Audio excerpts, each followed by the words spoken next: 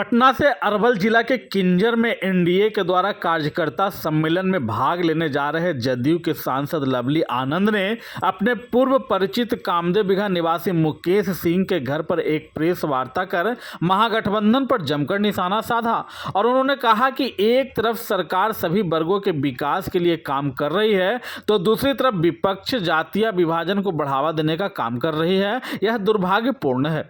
उन्होंने कहा कि भूरा बाल साफ करो जैसे नारों से समाज में विभाजन की भावना फैलती है जो उचित नहीं है।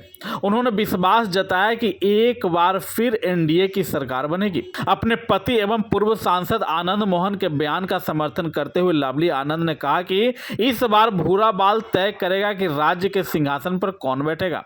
यह बयान सही है और इसमें कुछ भी आपत्तिजनक नहीं है। लवली आनंद ने विपक्ष से अपील की है कि इस तरह की जातीय टिप्पणियों से बचें। लवली आनंद ने जन सुराज के सूत्रधार प्रशांत किशोर द्वारा मंत्री अशोक चौधरी पर लगाए गए 200 करोड़ की जमीनी घोटाले के आरोप के पर प्रतिक्रिया देते हुए कहा कि समय आने पर अशोक चौधरी स्वयं जवाब देंगे। देखिए, अभी लगातार कार्यक्रम सब चल रहा है।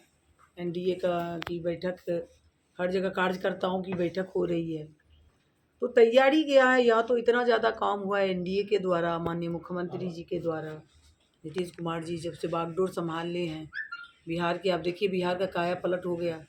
आप लोग खुद महसूस करते होंगे तुरंत कहाँ से कहाँ चल जाते हैं। हर मामले में जो है विकास किया है बिहार। तो हमारे जो कार्यकर्ता हैं, हम कार्यकर्ताओं को जाके बताते हैं कि अपने जो उपलब्धि है मुख्यमंत्री जी का, वो अब जा कर के पंचायत स्तर पे, गांव स्तर पे सबको बताएं कि कितना ज़्यादा काम हुआ है। इतना ज़्यादा काम कभी नहीं हुआ था।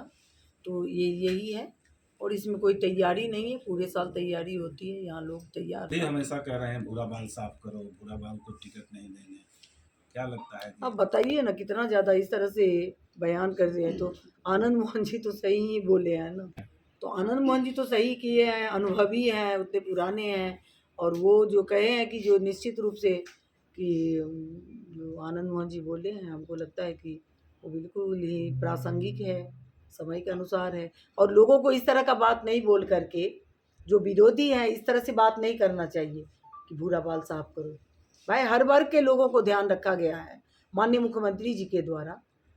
तो सबका ध्यान रखा गया, सबका साथ सबका विकास। अब केंद्र से भी प्रधानमंत्री जी भी कर रहे हैं, मुख्यमंत्री जी भी सबको दिए हैं साथ।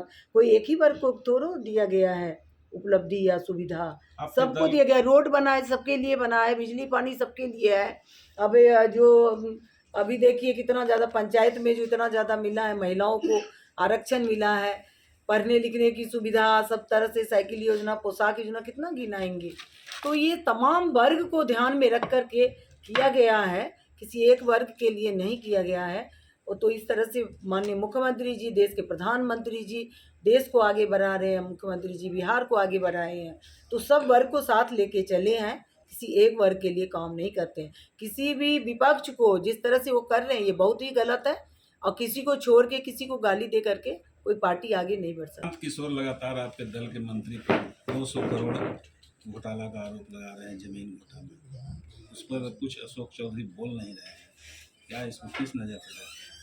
अब देखिए, विपक्ष का काम ही है, जो विरोध में है वो कोई न कोई आरोप लगाएंगे। लेकिन आरोप जो है निराधार लगाने से कोई फायदा नहीं है, और उसको जवाब भी देने का जब सही वक्त पर देंगे अशोक जी देवा जवाब। प्रशांत किशोर का कहना है कि नीतीश कुमार का 125 सीट आता है तो हम राजनीतिक छोड़ देंगे। अब देखिए, आप लोग इंतजार करिए, नोट करके रखिए।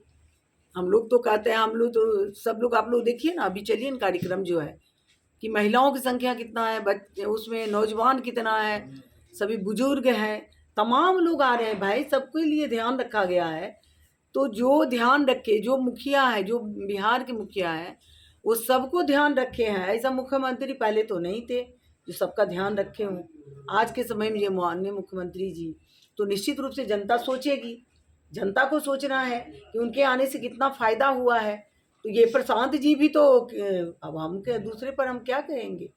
लेकिन कितना कुछ फ़ायदा तो लिए थे मुख्यमंत्री जी से, कितना कुछ तो फ़ायदा भी लिए, कितना कुछ आगे भी बढ़े।